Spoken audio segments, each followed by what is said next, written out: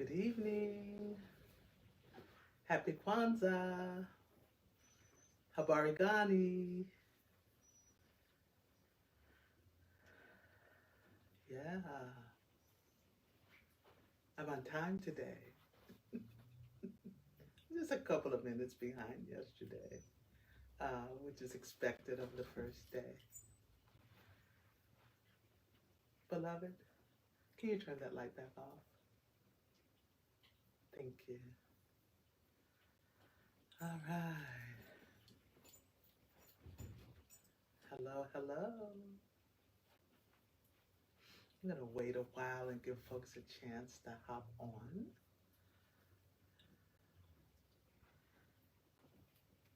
It's the day 2 of Kwanzaa. Kwanzaa 2021. This has been really different, celebrating Kwanzaa. Some of the things I often do is go here in Fresno to our African American Historical and Cultural Museum. They traditionally have a Kwanzaa celebration.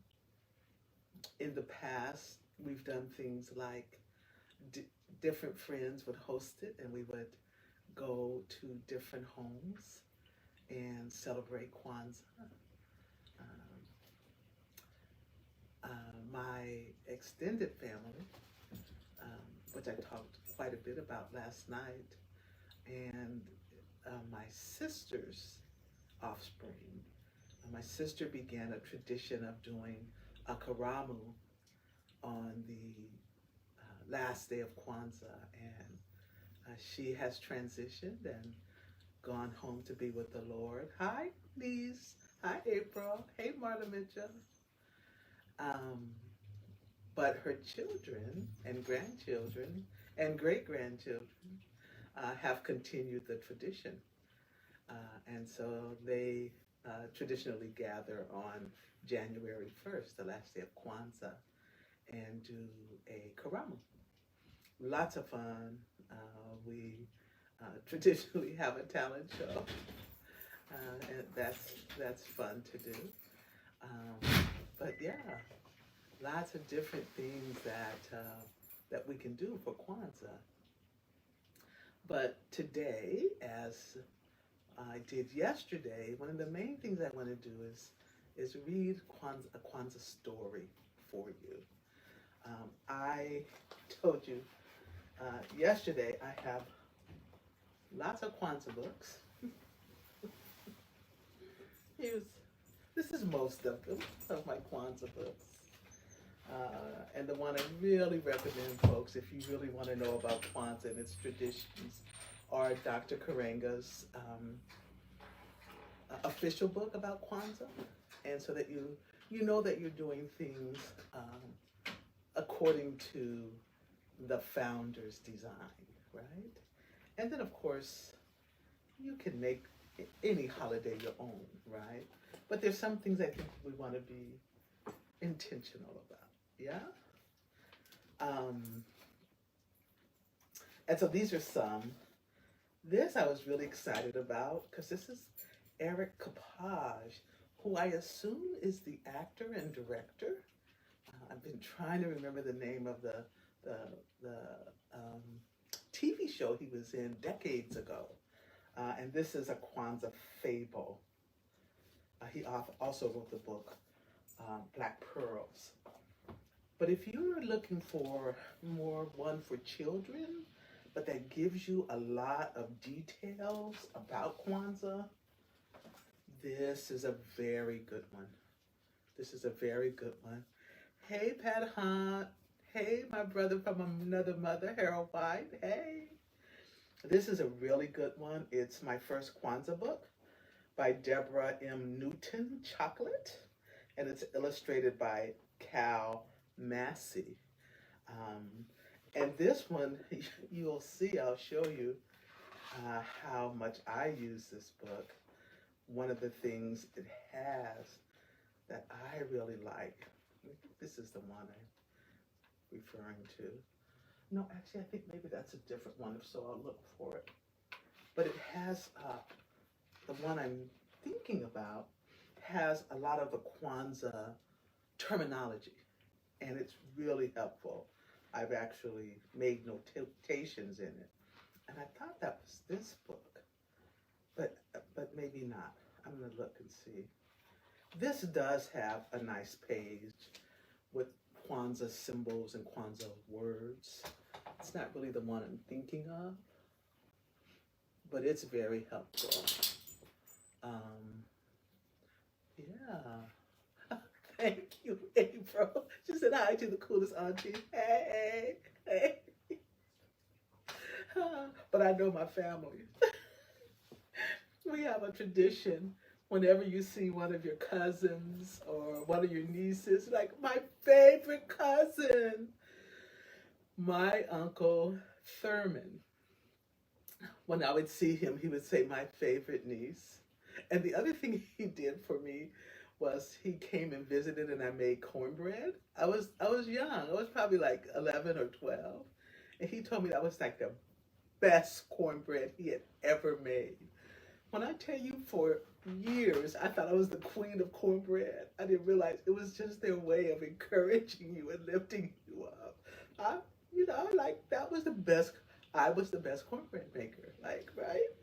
And we say to our family members, you're my favorite cousin, you're my favorite niece, you're my favorite aunt.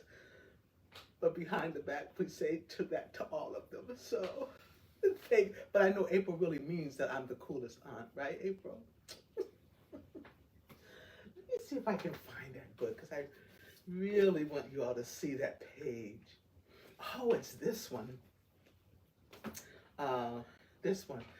This is a very good one. It has a lot of activities in it. But the page I was referring to, because I want you to see what I mean in terms of how I use it in terms of, teaching and telling people about Kwanzaa. It has this page here. And as you can see, I've made notations in it. And, right? So I hope you can see it. But that's very helpful. It has Kwanzaa words to know, all the way from the Bendera, which is the flag, Gele, which is particularly in Ghana, the African head wraps that women wear. In Ghana, they're called Geles, right? All the way to the principles and many of the other things that we've talked about. But also this book has crossword puzzles. It has matching quizzes. So it has a lot of activities in it. And whether these are still in print, I couldn't tell you. I've had this one for years. So I really couldn't tell you if they're still in print. But this one is by Sharon Gale. And it's called Kwanzaa, an African American Holiday, by Sharon Gale. So as I did today, if you notice, I was remiss and didn't mention yesterday the author of a Kwanzaa celebration, a pop-up book. So I was remiss in doing that. And hi, Helen Durham. Oh, so good to see you. And hey, Brother Anthony Wangu. So good to have you on. But this was written by Nancy Williams and illustrated by Robert Sabuda. But I did post this, a photo of it, and that information for those of you who are interested. And I'll do the same thing tomorrow for what I read today. So if you're interested in trying to find some of these materials. I know this is still available. I've seen it doing some searches on Amazon. So I know this one is. Not so sure about this one. And as I said yesterday, Dr. Karenga has updated the African American holiday of Kwanzaa, a celebration of family, community, and culture. He has updated this, so it is available. I know you can get that. So, here we go, day 2 of Kwanzaa. I, of course, will do the official Kwanzaa greeting, and I look for you to put in the chat the proper response. So, Habari Gani. Habari Gani. And what is today's principle? What is today's principle? Oh, my sister Pat Hunt told me the text is showing backwards. Okay, I don't know what to do about that, so we'll try to see if we can fix that for tomorrow. All right. What is the response to Habari Gani? You're welcome, Anthony. What is the response? Let me see it in the chat. What is today's principle? And if you, those of you who don't know, that is the tradition. On Kwanzaa, when you see anybody, you say Habari Gani.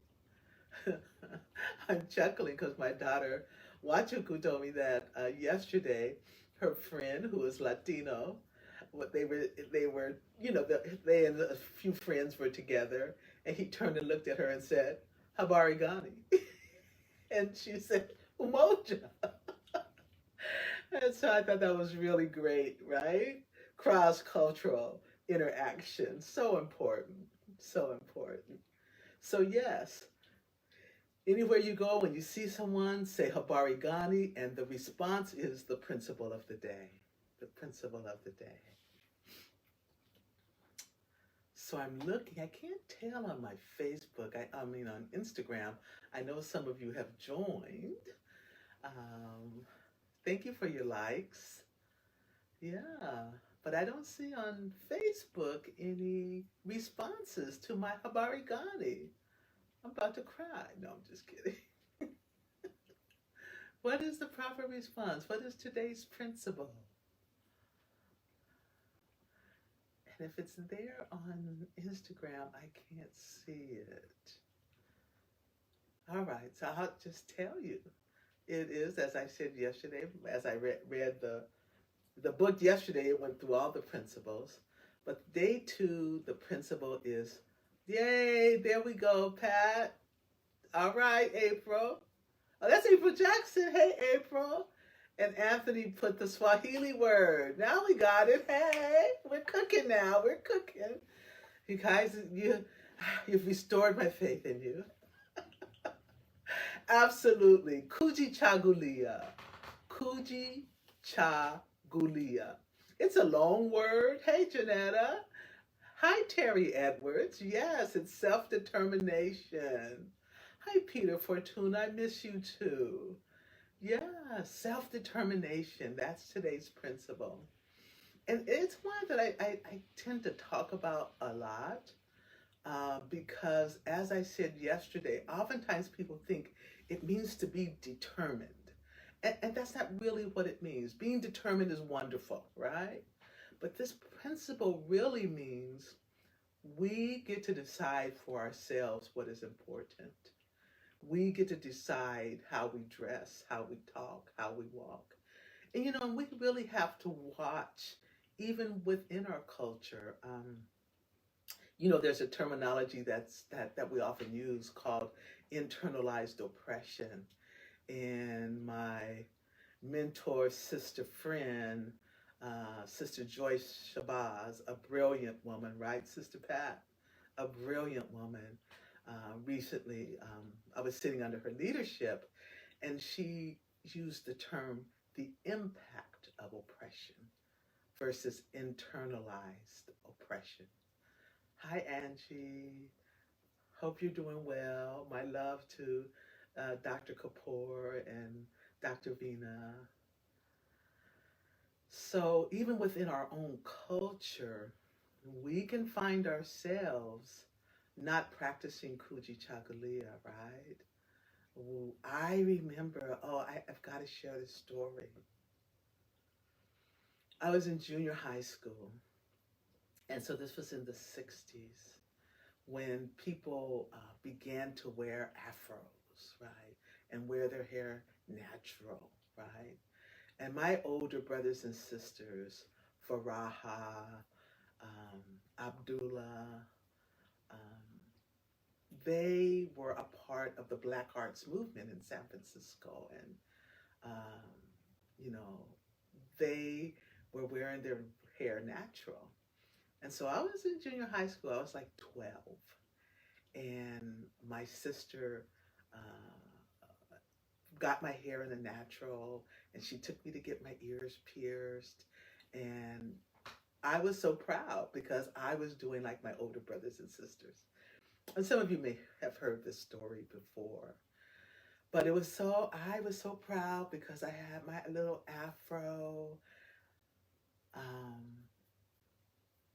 and when I tell you, my folks were so um, hurtful to me.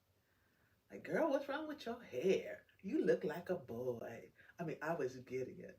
I do remember, though, being in LA and walking. I was at a church convention and walking to a store, walked by a barber shop, and I heard one of the barbers say, "Oh, that little girl has one of those cute afros."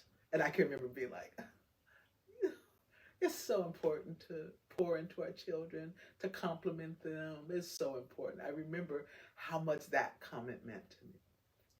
But the real thing, the real story I want to tell you was being in junior high school at McClay Junior High, where my niece, for many years, was a teacher and an administrator, and my niece Lillian, and she is now an assistant vice principal at another school. But at McClay Junior High, we had this little booth where the lady made popcorn. It was the best popcorn, too. And we just called her the popcorn lady. I have no idea what the lady's name was, but she was the popcorn lady. And you would go and get popcorn at lunch or at recess and snack on it. So this was one day, it was near the end of lunch. Lunch was almost over. So there was no one in line. So I went in the line to get a box of popcorn. And I had my little natural, right? And I went up to the window, and this adult woman said to this child, me, "Girl, why you running around with your hair looking like that? We finally making something of ourselves, and you running around looking like that." And I can remember, I just turned hot, right, all over, and I didn't know what to say because, of course, I was raised to respect my elders. And it shook me. It really shook me. But here's what I always say about that. Adolescence, right? 12 years old, 13 years old. Those are the ages where peer pressure is really strong. Y'all, I didn't press my hair.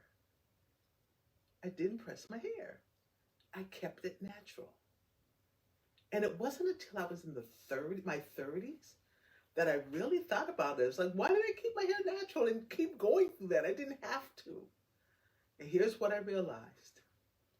What my older brothers and sisters thought about me was more important than what any of those other people thought about me. And so that my older brothers and sisters were like, "You look so cute. Oh, I love it. Your afro." It meant the world.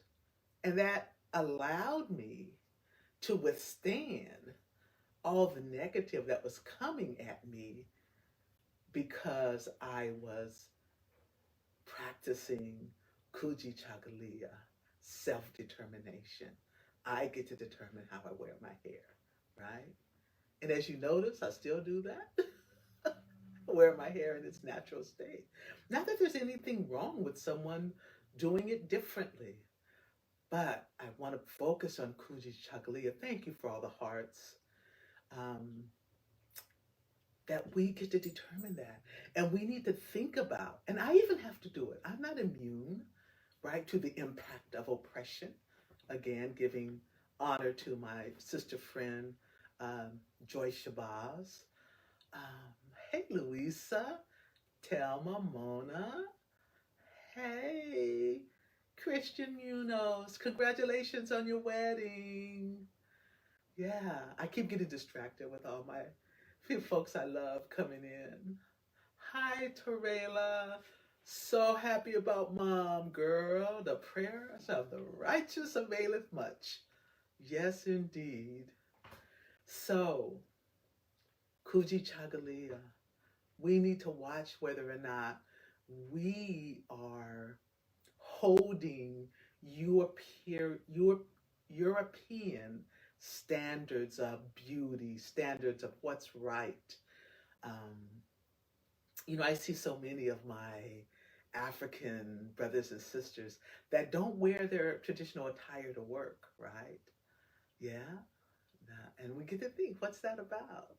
Because that's perceived by some as being unprofessional if I were to wear this to work, right?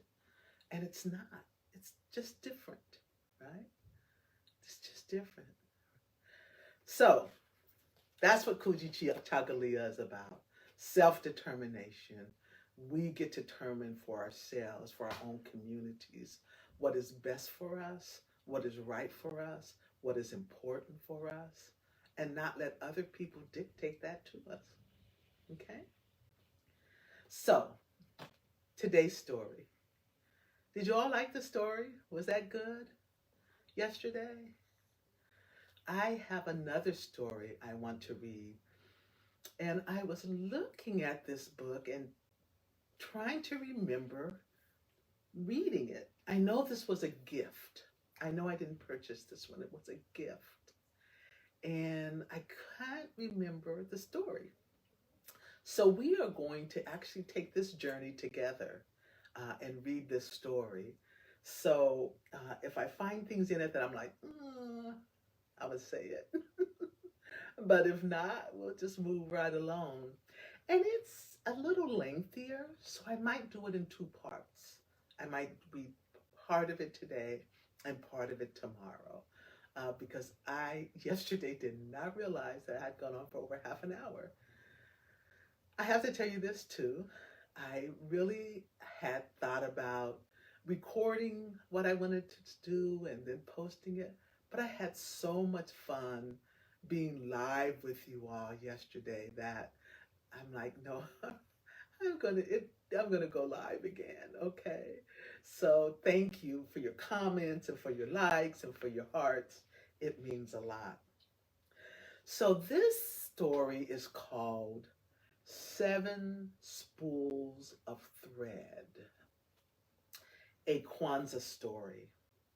And it's by Angela Shelf Medearis. Not sure if I'm pronouncing that right. Medearis. Medearis. And it's illustrated by Daniel Minter. Right. 7 Spools of Thread, a Kwanzaa story. Isn't that illustration beautiful? Isn't that beautiful? So, in the tradition of the Igbo,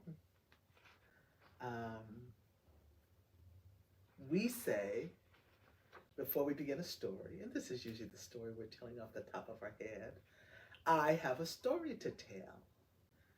And the listeners give you permission by saying begin. So you can talk to me through the chat. And of course, I have my beloved here with me who will do it out loud. I have a story to tell. Begin. Thank you. April, you were quick. You got that begin in there. I have a story to tell. All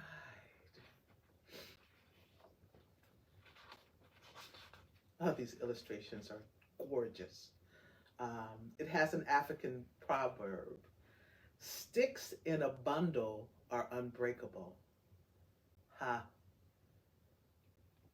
What is the scripture? A three-fold cord is not easily broken. Look at that. Look at that.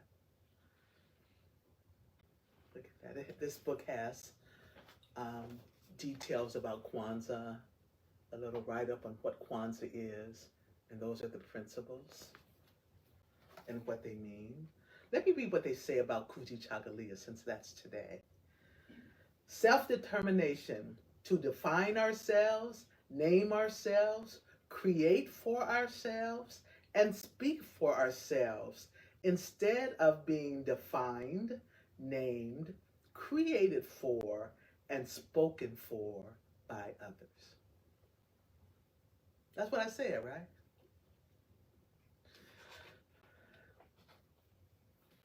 How beautiful is that? Yeah.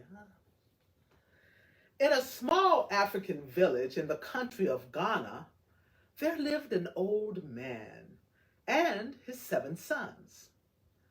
After the death of his wife, the old man became both father and mother to the boys.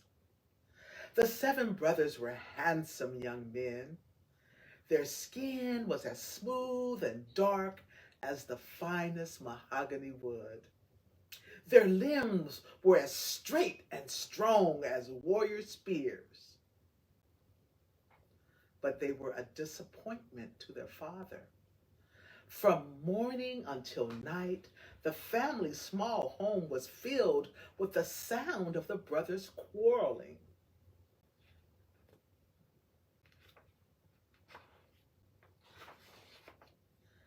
As soon as the sun brought forth a new day, the brothers began to argue. They argued all morning about how to tend the crops. They argued all afternoon about the weather. "It is hot," said the middle son. "No, a cool breeze is blowing," said the second son. They argued all evening about when to return home. "It will be dark soon," the youngest said. "Let's finish this row and begin anew tomorrow." "No, it's too early to stop," called the third son. "Can't you see the sun is setting?" shouted the sixth son.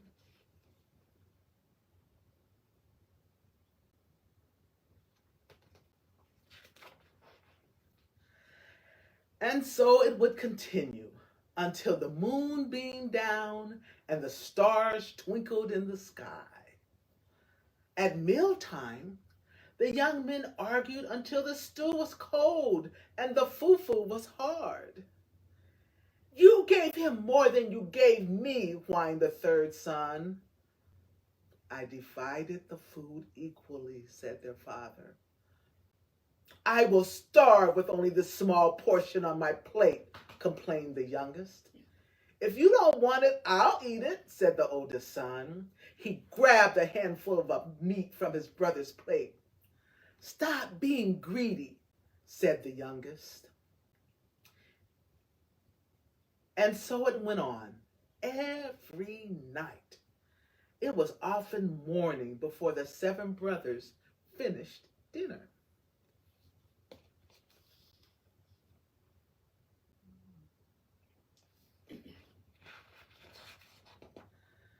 One sad day, the old man died and was buried.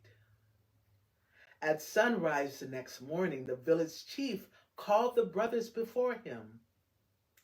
"Your father has left an inheritance," said the chief. The brothers whispered excitedly among themselves.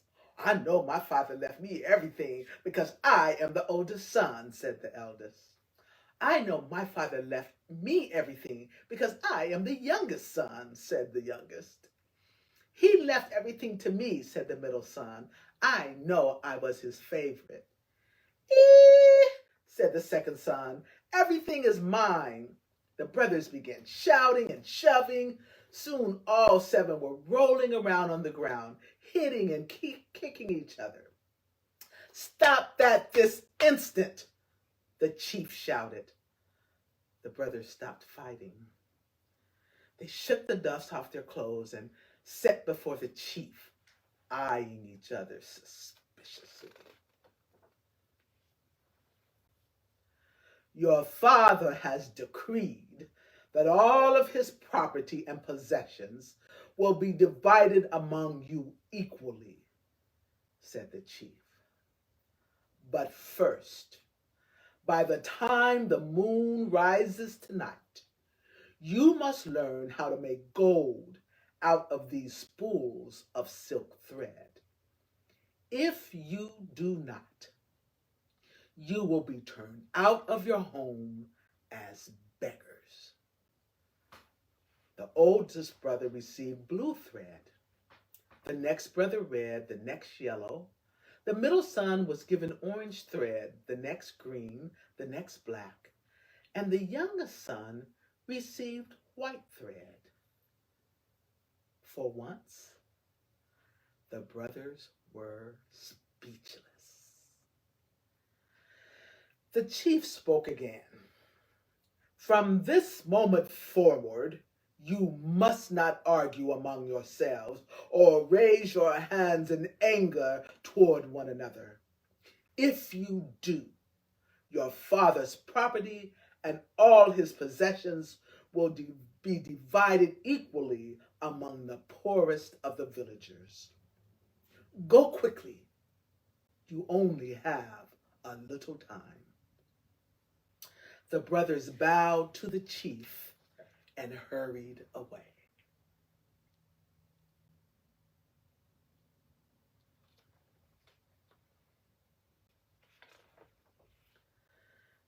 When the 7 Ashanti brothers arrived at their farm, something unusual happened. They sat side by side from the oldest to the youngest without saying anything unkind to each other. My brothers, said the oldest after a while, let us shake hands and make peace among ourselves. Let us never argue or fight again, said the youngest brother. The brothers placed their hands together and held each other tightly. For the first time in years, peace rested within the walls of their home.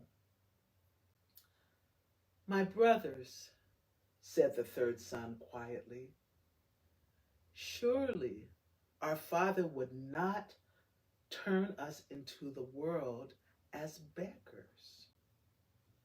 I agree, said the middle son. I do not believe our father would have given us the task of turning thread into gold if it were impossible.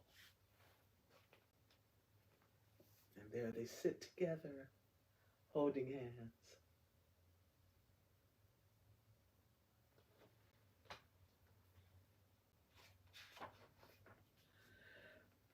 Could it be, said the oldest son, that there might be small pieces of gold in this thread?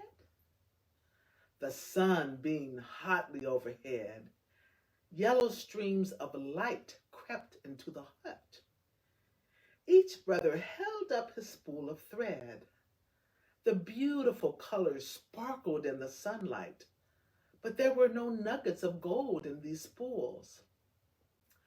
I'm afraid not, my brother, said the sixth son, but that was a good idea. Thank you, my brother, said the oldest. Oh, let me show you that picture of the spools.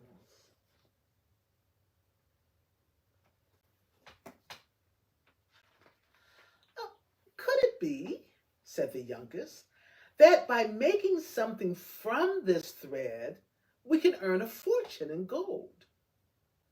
Perhaps, said the oldest, we could make cloth out of this thread and sell it. I believe we can do it.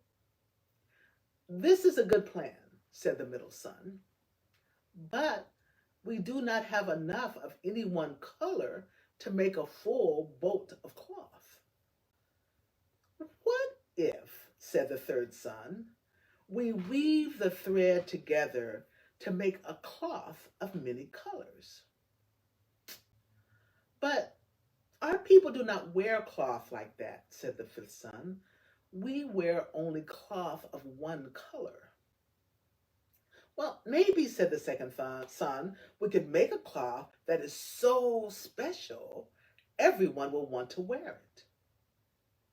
My brothers, said the sixth son, we could finish faster if we all work together. I know we can succeed, said the middle son. The 7 Ashanti brothers went to work. Together, they cut the wood to make a loom. The younger brother held the pieces together while the older brothers assembled the loom.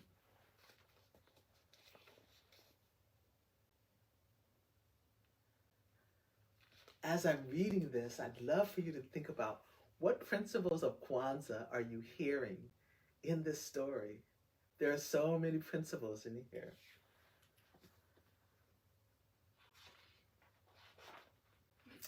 They took turns weaving cloth out of their spools of thread. They made a pattern of stripes and shapes that looked like the wings of birds.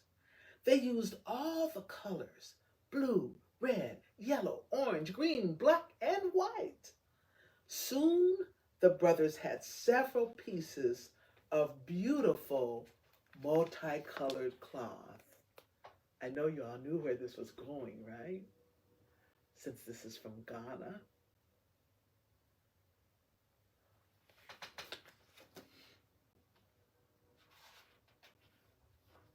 When the cloth was finished, the 7 brothers took turns neatly folding the brightly colored fabric.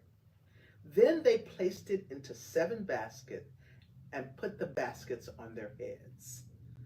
The brothers formed a line from the oldest to the youngest and began the journey to the village. The sun slowly made a golden path across the sky. The brothers hurried down the long, dusty road as quickly as they could.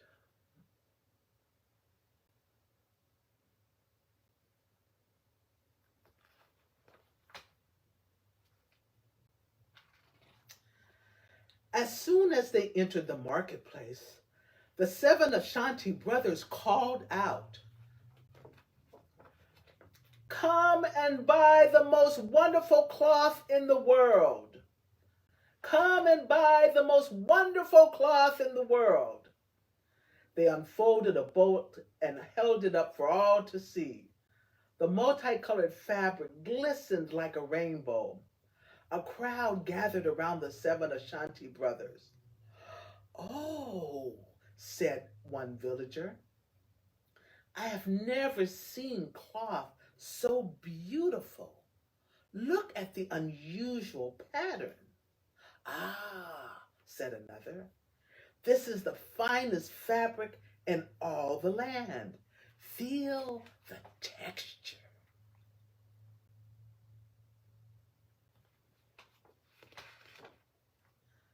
The brothers smiled proudly.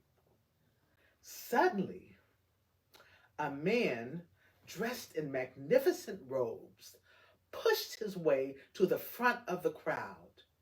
Everyone stepped back respectfully. It was the king's treasurer. He rubbed the cloth between the palms of his hand. Then he held it up to the sunlight. "What a thing of beauty," he said, fingering the material. "This cloth will make a wonderful gift for the king. I must have all of it." The 7 brothers whispered together. "Cloth fit for a king," said the oldest, "should be purchased at a price only a king can pay. It is yours for 1 bag of gold." "Sold," said the king's treasurer. He untied his bag of gold and spilled out many pieces for the brothers.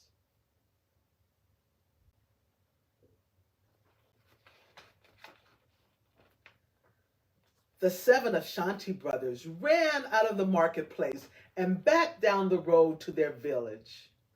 A shining silver moon began to creep up in the sky. Panting and dripping with sweat, the brothers threw themselves before the chief's hut. "Oh, chief," said the oldest, "we have turned the thread into gold." The chief came out of his hut and sat upon a stool. The eldest brother poured the gold out onto the ground. "Have you argued or fought today?" asked the chief. "No, my chief," said the youngest. "We have been too busy working together to argue or fight." then you have learned the lesson your father sought to teach you, said the chief.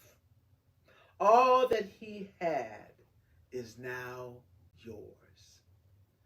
The older brothers smiled happily, but the youngest son looked sad. What about the poor people in the village, he asked. We receive an inheritance, but what will they do?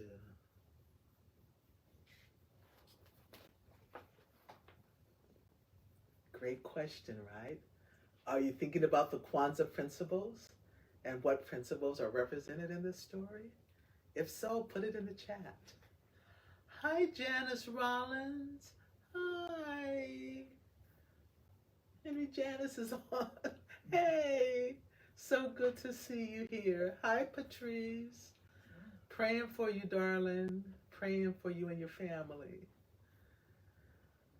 And Donna Barth, one of my childhood friends. Hey, everybody. Hi, Connie Jones. Perhaps, said the oldest, we can teach them. I love it. I love it. I tell you, I don't think I've read this story before. Perhaps, said the oldest, we could teach them how to turn thread into gold. What principle are you hearing there? What principle is that? The chief smiled.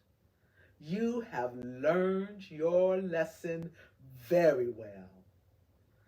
The 7 Ashanti brothers taught their people carefully. The village became famous for its beautiful multicolored cloth, and the villagers prospered. Yes, yes. Sorry, I didn't show you the picture.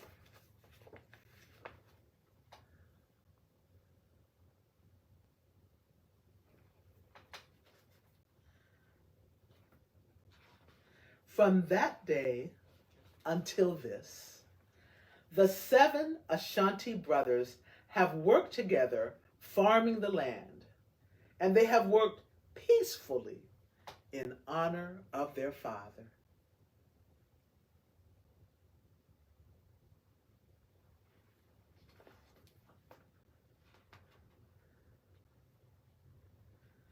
And that's the end.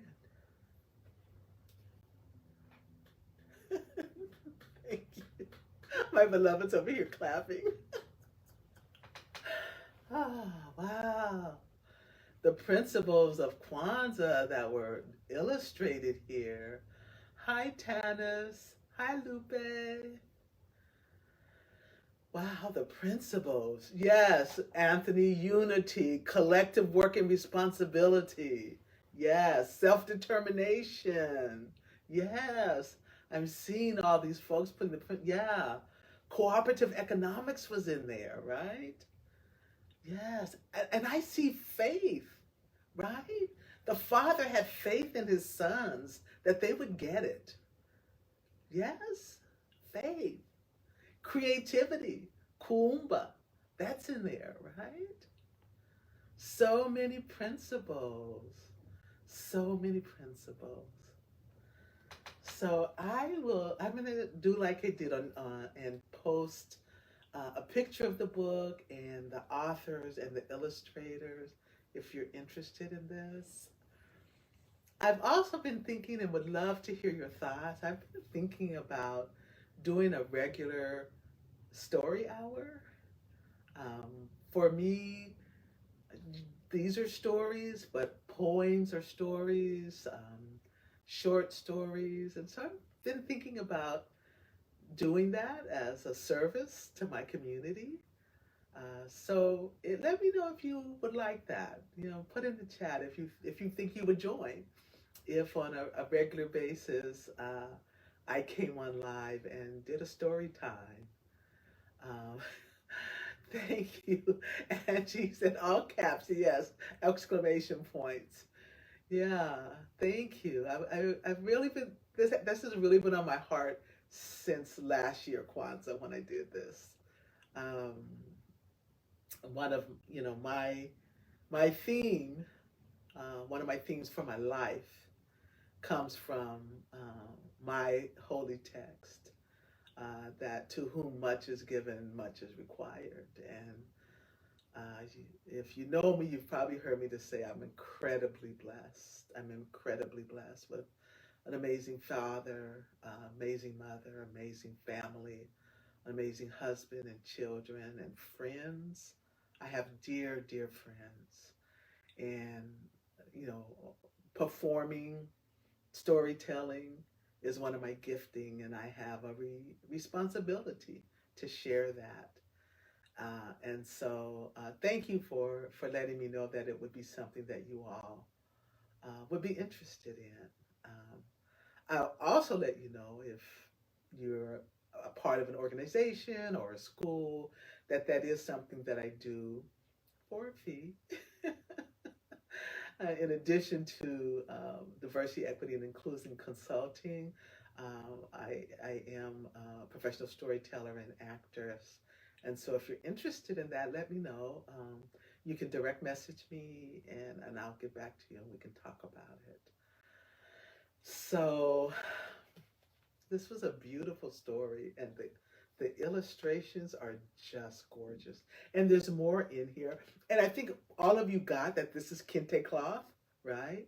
Kente from Ghana, that many of us have pieces of kente, our graduation stoles, and all sorts of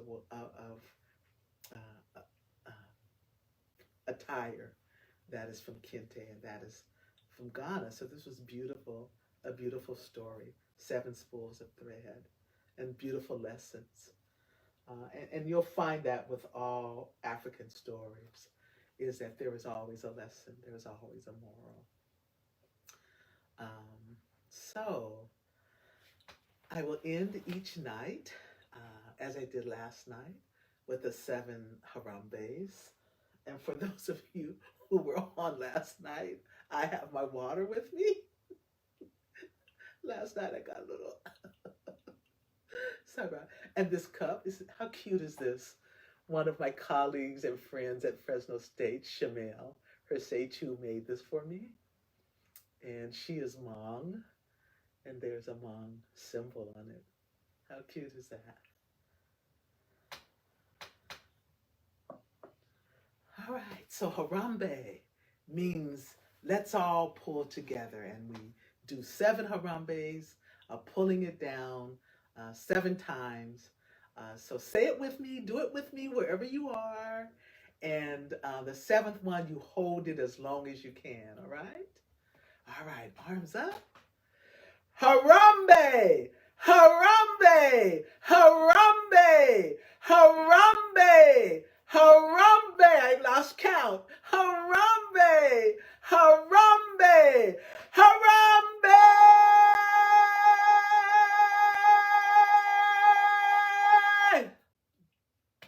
Thank you so much for being with me.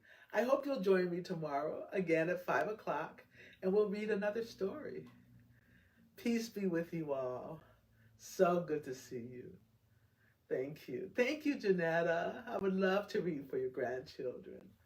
Let's see. Hey, Jamila Wangu. Danita, hey! How are you? Thank you, Mona, for your hand claps. Thank you, Terry. Thank you, Torella. Oh, Sister Pat, I miss you. Thank you.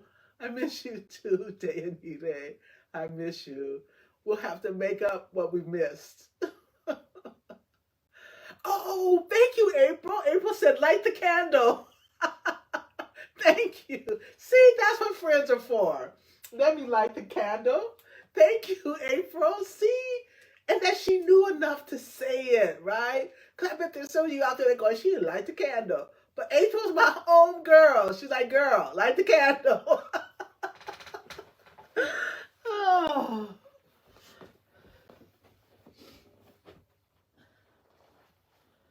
All right. Yes, actually, I should have begun by lighting the unity candle.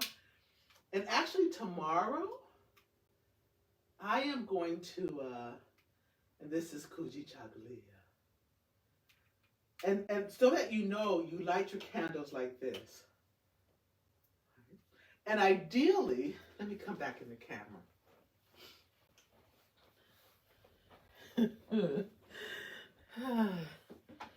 So, and here's what you guys have to understand. Like, I love my sisters. I do. I have not seen April in like years. She has moved to another state, but we are still in relationship where she said, let me help a sister out.